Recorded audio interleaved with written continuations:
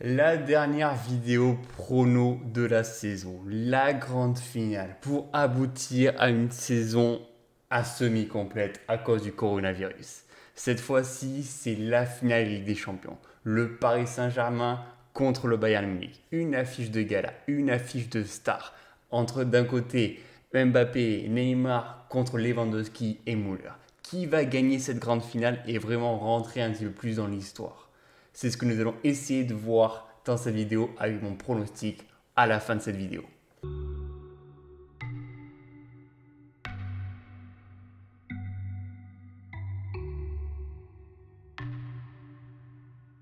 Tu la connais la ref, non? Sur mon t-shirt. Si toi tu la connais, c'est que t'es un bon, mon gars.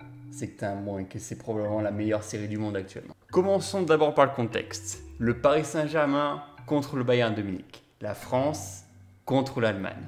Deux équipes qui ont roulé sur leur championnat respectif. Deux équipes qui n'ont laissé aucun autre trophée à une autre équipe. Deux équipes qui veulent conclure leur magnifique saison avec un trophée européen. Ce sont vraiment les deux meilleures équipes de la saison. Ce sont deux équipes qui ont réussi à imposer leur jeu, qui ont réussi à mettre du rythme et qui ont réussi à arriver là où ils en sont aujourd'hui. Pour les organisateurs de l'UEFA, c'est clairement l'affiche de rêve. C'est clairement les deux meilleures équipes actuellement avec des duels de stars de tous les côtés. Mbappé, Neymar, Lewandowski, Müller de l'autre côté. On a vraiment une affiche très sympa. C'est vraiment l'affiche qu'on voulait voir. Tu voulais pas forcément quand tu as un Leimer, Arstensberg contre Cornet et Marshall. Oui, là, de ce côté-là, ça fait moins rêver. Et peut-être même que pour les audiences et les droits TV, ça aurait peut-être moins eu d'impact. Mais là, Paris Saint-Germain, Bayern de Munich, tout le monde est heureux, tout le monde est satisfait. Revenons d'abord sur leur parcours. Le Bayern de Munich, c'est clairement la machine offensive. Ils ont détruit Tottenham en phase de groupe. Ils ont explosé Chelsea sur les deux matchs phase aller-retour. Lors de l'arrivée de leur Final 8, ils n'ont fait aucun détail contre le FC Barcelone. Ils ont un petit peu plus eu peur contre l'Olympique Lyonnais, mais finalement, ça s'est bien soldé par un 3-0. Et finalement, ils atteignent cette finale plus serein que jamais. Du côté du Paris Saint-Germain, en phase de groupe, ils tombent sur le Real Madrid, un adversaire à leur taille, triple champion d'Europe précédent. Ils ont finalement fait aucun détail, notamment sur le match aller avec une importante victoire 3-0. Ils terminent premier de leur groupe et affrontent donc le Borussia Dortmund, qui a vraiment bien recruté en janvier dernier et qui arrivait avec certaines certitudes. Pourtant, aucun problème. Malgré une défaite au match aller, le Paris Saint-Germain s'impose au retour dans une ambiance électrique. Pour les quarts de finale, on leur annonçait le feu, on leur annonçait le danger, le match piège contre l'Atalanta. Finalement, ils n'ont fait rien. Ils s'en sortent dans les dernières minutes en s'imposant 2-1. En demi-finale, aucun problème. Ils démontent, ils détruisent leur adversaire du soir, Leipzig, en battant 3-0. Ils atteignent donc la finale et rejoignent donc le Bayern de Munich. Si vous cherchez une composition surprise, vous n'en aurez pas. Même si je pense que le Paris Saint-Germain peut récupérer Keylor Navas dans les cages, qui a été blessé lors du match contre l'Atalanta et qui pourrait donc faire son retour. De même que Marco Verratti, qui a l'air très déterminé à vouloir commencer ce match en tant que titulaire. Pourtant, est-ce vraiment une bonne idée de casser le rythme, notamment du match de demi-finale contre le Leipzig, où ils ont carrément roulé sur leur adversaire, avec ce milieu à 3 qui était très intéressant. Pourtant, je trouve que l'arrivée, en espérant qu'il soit à 100%, de Marco Verratti peut être primordiale. On connaît l'importance dans les pressings, l'importance de jouer sous pression et l'importance de ses déplacements entre les lignes. C'est lui qui peut vraiment faire la différence. À ses côtés, je ne mettrai pas Paredes. Peut-être parce que Paredes, ce n'est pas celui qui va courir le plus sur le terrain. C'est plus celui qui va faire d'un coup de patte, d'un coup de bonne passe vers l'avant, qui peut justement trouver la profondeur sur ses attaquants. Mais sinon, dans des déplacements, c'est peut-être celui qui va faire le moins d'efforts. Dans ce cas-là, je mettrai peut-être, m'occuperai sur la bonne dynamique d'un Ander Herrera. Je sais qu'il a été souvent blessé, je sais qu'il a été souvent critiqué cette saison, mais je trouve que dans cette compétition Final 8, il a vraiment montré des bonnes choses et je pense qu'il mériterait d'avoir cette place dans le milieu à 3. C'est pour ça qu'on se dirigerait donc vers un 4-3-3. On sait très bien que le 4-2-4 employé en Ligue 1 par Thomas Tuchel, très offensif, fonctionne très bien contre les petites équipes pour essayer de casser les lignes, pour essayer de créer du rythme et pourquoi pas d'aller enfoncer 4-5-0. Il faut donner du volume de jeu à ce milieu de terrain. et jouer à 3 milieux de terrain avec un Marquinhos en 6 qui commence à monter en puissance, c'est là la clé du match. Marquinhos va donc se retrouver devant les deux défenseurs, devant Kimpembe et Thiago Silva qui sont absolument irréprochables depuis qu'ils sont arrivés au Portugal. Et justement, pour bloquer les lignes, pour bloquer Thomas Müller, le métronome du Bayern de Munich, ça va être la clé du match. On l'a bien vu contre l'Olympique Lyonnais, Lewandowski et Müller ont du mal contre une défense à 3. Donc si Marquinhos commence à redescendre un petit peu plus bas sur la même ligne que Kimpembe et Thiago Silva, ça peut vraiment faire la différence. Enfin sur les côtés, donc tu as Kehrer et Bernat. Là, il peut y avoir quelques problèmes. On sait que Kehrer, d'un point de vue offensif, c'est vraiment pas le bon. Mais d'un point défensif, il aura quand même un sacré duel à faire contre Alphonso Davies. Il est capable justement de utiliser sa puissance physique pour le dégager et pour essayer d'aller récupérer les balles et éviter que les autres joueurs combinent dans leur dos. D'un point de vue offensif, que veux-tu que je te dise? Oui, Mbappé n'a pas été en réussite depuis le retour à la compétition, mais Mbappé revient de blessure, d'une grave blessure. C'est déjà un miracle qu'il puisse enchaîner les matchs et qu'il ait pu jouer vraiment 85 minutes lors de la demi-finale.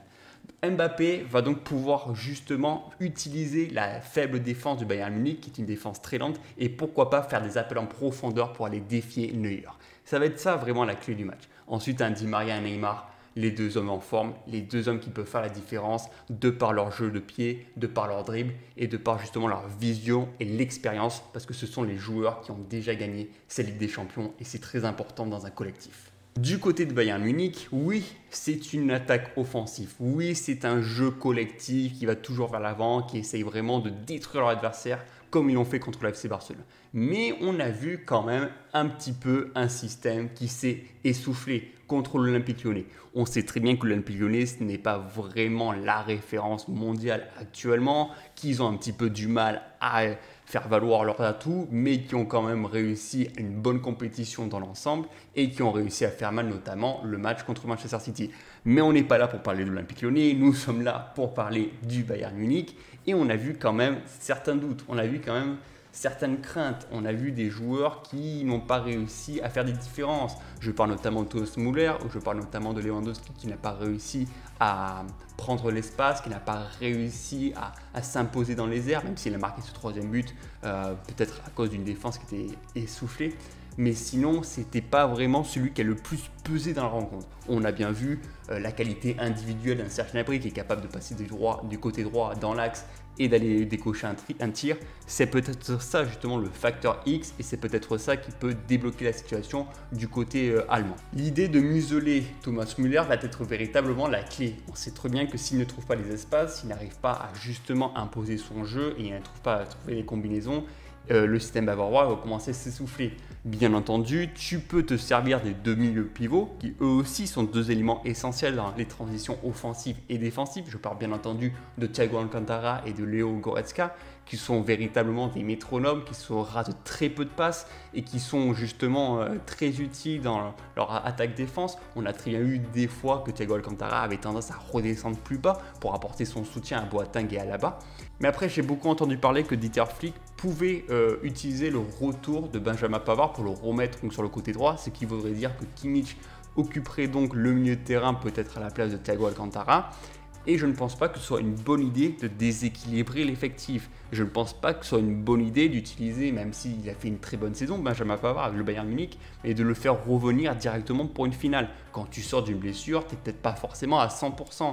Je ne suis pas sûr que ce soit la meilleure solution même de le mettre sur ce côté droit. Surtout que Kimmich a totalement démontré en quart de finale ou même en huitième de finale contre Chelsea qu'il était l'homme de la situation sur ce côté droit. Et c'est lui qui peut justement embêter Juan Bernat. Même si on peut noter que Manuel Neuer revient très bien à son plus haut niveau, probablement le même qu'il avait eu en 2014, il faudra quand même qu'il fasse attention à sa charnière centrale. David Alaba, je l'ai toujours dit, ce n'est pas un défenseur central de métier. Il a toujours clamé son envie de jouer vers l'avant. Là, il se retrouve bloqué.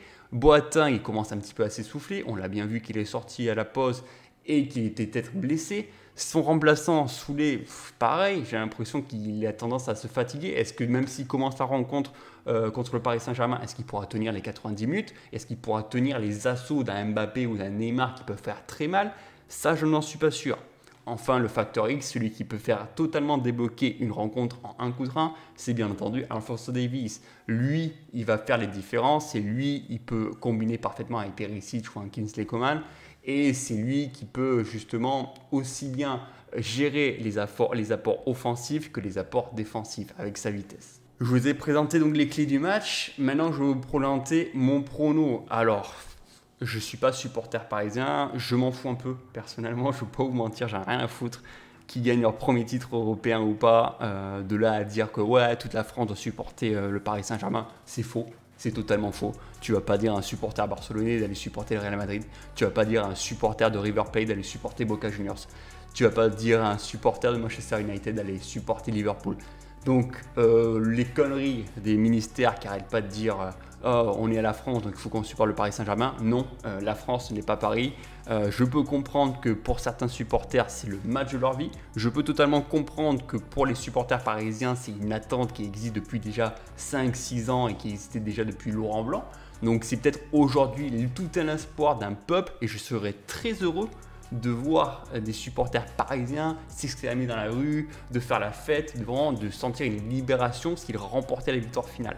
Je comprendrais totalement. Moi aujourd'hui, si demain l'Olympique Lyonnais remporte un seul titre, eh ben, je serais le premier à aller sauter dans la rue. Et comme je l'ai fait lorsque la France a été championne du monde en 2018. On sait que ce match-là va être compliqué. On sait que les deux équipes ont une envie de jouer vers l'avant. Est-ce qu'une finale, on sait qu'il va y avoir plus de pression? Est-ce qu'on va se retrouver avec une finale aussi chiante que l'année dernière entre Tottenham et Liverpool, où ils ont attendu comme ça, et puis ils ont attendu des pénaltys, une main de Moussa Sissoko pour ouvrir le score? Est-ce qu'on va avoir deux équipes qui sont normalement à tendance plus offensive, commencer à attendre, à espérer, à regarder, observer leur adversaire avant de prendre une telle décision? Je ne l'espère pas. J'attends vraiment le même type de finale. Regardez, hier, on a eu l'Inter Milan contre Séville. On a vu une magnifique finale, deux équipes qui ont joué leur batou, deux équipes qui ont joué offensive, qui n'ont pas eu peur et qui ont vraiment fait le jeu. J'espère vraiment et j'attends vraiment une finale de ce même envergure. J'attends vraiment que les deux équipes jouent le même jeu dont ils ont l'habitude de faire, c'est-à-dire on va jouer vers l'offensif, on a mis les talents offensifs, on a mis des Lewandowski, des Mbappé, des Neymar, on est là pour marquer des buts. Je m'en bats les couilles, s'il y a 4-3 pour une ou une autre équipe, mais je veux vraiment voir des buts, je veux vraiment voir des actions, je veux vraiment voir des occasions, je veux voir des parades, je veux voir de putain d'actions. Bref, tout ça, ça ne vous aide pas pour mon pronostic. J'ai vraiment envie de croire une victoire parisienne et je crois vraiment que c'est leur année. Je crois vraiment que le Paris Saint-Germain va remporter ce match. Je crois qu'ils ont prouvé que le Bayern Munich avait eu certaines faiblesses contre l'Olympique Lyonnais. Contrairement à un Paris Saint-Germain qui avait peut-être eu des faiblesses contre l'Atalanta, mais qui ont été tellement forts en demi-finale contre Leipzig. Et pour moi, c'est ça.